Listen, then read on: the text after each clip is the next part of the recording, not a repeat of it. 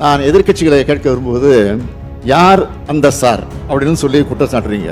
உண்மையாக உங்ககிட்ட அதுக்கு ஆதாரம் இருந்தா உயர்நீதிமன்ற உத்தரப்படி அமைக்கப்பட்டிருக்கக்கூடிய அந்த சிறப்பு புலனாய்வு கட்டுக்கொண்டு கொடுங்க, அதை சொல்லுங்க. ஆதாரம் இருந்தா ஒரு மாணவி சம்பந்தப்பட்ட சென்சிட்டிவான வழக்குல வீண் விளம்பரத்துக்காக குறுகிய அரசியல் லாபத்துக்காக மலிவான செயல மீண்டும் மீண்டும் ஈடுபட வேண்டாம் என உங்ககிட்ட நான் கேட்டுக்கிறேன். இந்த ஒரு சம்பவத்தை வச்சு பெண்களுக்கு பாதுகாப்பே இல்லாம இருக்கிறது போல ஒரு சதி தோற்றத்தை உருவாக்க பல முயற்சி செய்யறாங்க. நான் நிச்சயமா சொல்றேன், இது மக்கள் மத்தியில் நிச்சயமா ஈடுபடாது. பாதுகாப்பு இல்ல, கேமரா இல்ல, 19 ரூபா சொல்ற குற்றச்சாட்டு உண்மை இல்லை. யார் அந்த சார் அப்படின்னு கேட்குறீங்க. வேற யாராவது குற்றவாளி இருக்காங்களான்னு தெரிய வந்தா அது யாரா இருந்தாலும் சரி, மீண்டும் மீண்டும் சொல்றேன், அது யாரா இருந்தாலும் சரி, அவங்க மேல தயவு தாட்சணமே இல்லாம காவல்துறை கடுமையான நடவடிக்கை எடுக்கும். இதை இந்த அவைக்கு 100% உறுதியோடு நான் சொல்லிக் கொள்கிறேன். அதில் எந்த மாற்றம் கிடையாது. இங்கு பல்கலைக்கழகத்தினுடைய பெயரை சொல்லி நீங்கள் எல்லாம் பேசி இருக்கிறீர்கள். ஆனால் நான் பெயரை சொல்லி அந்த பெயருக்கு ஒரு களங்கத்தை ஏற்படுத்த நான் விரும்பவில்லை. ஏனென்றால் எங்களை எல்லாம் ஆளாக்கியவர் அவர். அந்த உணர்வோடு அந்த பெயரை தவிர்த்து சென்னையில் ஒரு மாணவி மீது நடத்தப்பட்டிருக்கக்கூடிய பாலியல் வன்கொடுமை என்பது மாபெரும் கொடூரம். அதை யாராலும் நிச்சயமாக ஏற்றுக்கொள்ள முடியாது. இது குறித்து இந்த அவையில நம்முடைய ஜெகன்மூர்த்தி அவர்கள், வேல்முருகன் அவர்கள், ஈஸ்வரன் அவர்கள், சதன் திருமலைக்குமார் அவர்கள், கே மாரிமுத்து அவர்கள், நாகேமாலை அவர்கள், சிந்தனை செல்வன் அவர்கள், MR காந்தி அவர்கள், GK மணி அவர்கள், செல்வ பிறந்தை அவர்கள், உதயகுமார் அவர்கள் கருத்துக்களை எல்லாம் இங்கே எடுத்து பேசியிருக்கிறீர்கள்.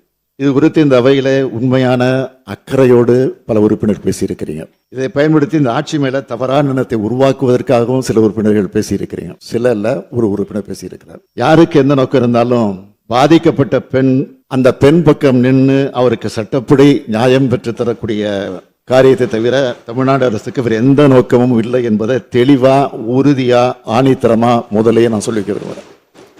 குற்றம் நடந்த பிறகு ஒருவேளை குற்றவாளியை உடனடியாக கைது செய்யாமல் விட்டு இருந்தா அல்லது குற்றவாளியை காப்பாற்ற முடிவு செஞ்சிருந்தாலோ அரசை நீங்கள் குறை சொல்லலாம். ஆனால் சில மணி நேரத்துக்குள்ள குற்றவாளியை கைது செஞ்ச பிறகும் குற்றம் சம்பந்தப்பட்ட ஆதாரங்களை எல்லாம் திரட்டின பிறகும் அரசை குறை சொல்றது அரசியல் ஆதாயத்துக்கான தவிர உண்மையான அக்கறையோடு செயல்படுகிறது இல்லை என்பதை இந்த மாமன்றத்தில் நான் பதிவு செய்ய விரும்புகிறேன். மாண்புமிகு பேரவைத் தலைவர் அவர்களே, 24/12/2024 அன்று பிற்பகல் சென்னை மாணவி ஒருவர் கொடுத்த புகாரின் அடிப்படையில் கோட்டூர்புரம் அனைத்து மகளிர் காவல் நிலையத்தில் உடனடியாக வழக்கு பதிவு செய்யப்பட்டுச்சு. உடனடியாக தீவிர விசாரணை மேற்கொள்ளப்பட்டுச்சு.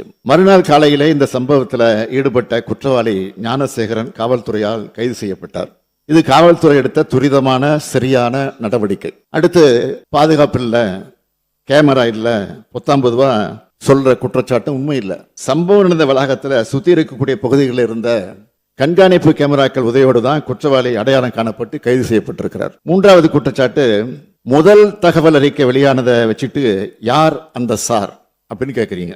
மாண்புமிகு உயர்நீதிமன்ற உத்தரவுப்படி நியமிக்கப்பட்ட சிறப்பு புலனாய்வு குழு தான் இப்ப இந்த புகாரை விசாரிக்கிறாங்க. கைது செய்யப்பட்ட குற்றவாளி குண்டர் சட்டத்தின் கீழ் சிறையில் அடைக்கப்பட்டிருக்கிறார். இந்த புலன் விசாரணையில வேற யாராவது குற்றவாளி இருக்காங்களான்னு தெரிய வந்தா அது யாரா இருந்தாலும் சரி, மீண்டும் மீண்டும் சொல்றேன், அது யாரா இருந்தாலும் சரி, அவங்க மேல தயவு தாட்சணமே இல்லாம காவல்துறை கடுமையான நடவடிக்கை எடுக்கும். இதை இந்த அவைக்கு 100% உறுதியோடு நான் சொல்லிக் கொள்கிறேன். அதில் எந்த மாற்றம் கிடையாது. அது மட்டுமல்ல, இன்னும் முக்கியமானது, இந்த வழக்கில் விரைந்து விசாரணை மேற்கொண்டு 60 நாட்களுக்குள்ள குற்றப்பத்திரிகையும் தாக்கல் செய்யப்படும். அதோட சிறப்பு நீதிமன்றம் மூலம் இந்த வழக்கை விரைந்து விசாரிக்க அனைத்து முயற்சிகளையும் அரசு எடுத்து குற்றவாளிகளுக்கு உச்சபட்ச தண்டனை கிடைப்பதை உறுதி செய்யும் என்பதை இந்த அவைக்கு நான் மீண்டும் உறுதியோடு தெரிவித்துக் கொள்கிறேன். நான் எதிர்க்கட்சிகளை கேட்க வரும்போது யார் அந்த சார் அப்படின்னு சொல்லி குற்றம் சாட்டுறீங்க. உண்மையாக உங்ககிட்ட அதுக்கு ஆதாரம் இருந்தா உயர்நீதிமன்ற உத்தரப்படி அமைக்கப்பட்டிருக்கக்கூடிய அந்த சிறப்பு புலனாய்வு கட்டுக்கொண்டு கொடுங்க, அதை சொல்லுங்க. ஆதாரம் இருந்தா அதை யார் தடுக்க போறான்? அதை விட்டுட்டு ஒரு மாணவி சம்பந்தப்பட்ட சென்சிட்டிவான வழக்குல வீண் விளம்பரத்துக்காக குறுகிய அரசியல் லாபத்துக்காக மலிவான செயல மீண்டும் மீண்டும் ஈடுபட வேண்டாம் என உங்ககிட்ட நான் கேட்டுக்கிறேன். இந்த அரசை பொறுத்த வரைக்கும் பெண்களுக்கு எதிரான குற்றங்களை இரும்பு கரம் கொண்டு அடக்கும். இந்த ஒரு சம்பவத்தை வச்சு பெண்களுக்கு பாதுகாப்பே இல்லாம இருக்கிறது போல ஒரு சதி தோற்றத்தை உருவாக்க பல முயற்சி செய்யறாங்க. நான் நிச்சயமா சொல்றேன், இது மக்கள் மத்தியில் நிச்சயமா ஈடுபடாது. ஏன்னா நமது அரசு வந்ததுல இருந்து பார்த்திருக்கீங்க, பெண்கள் பாதுகாப்புக்கு எவ்வளவு முக்கியத்துவம் கொடுக்கிறோம், பெண்கள் எதிரான குற்றங்களை எவ்வளவு நடவடிக்கை எடுத்திருக்கிறோம் என்பது தமிழ்நாட்டு மக்களுக்கு நல்லா தெரியும்.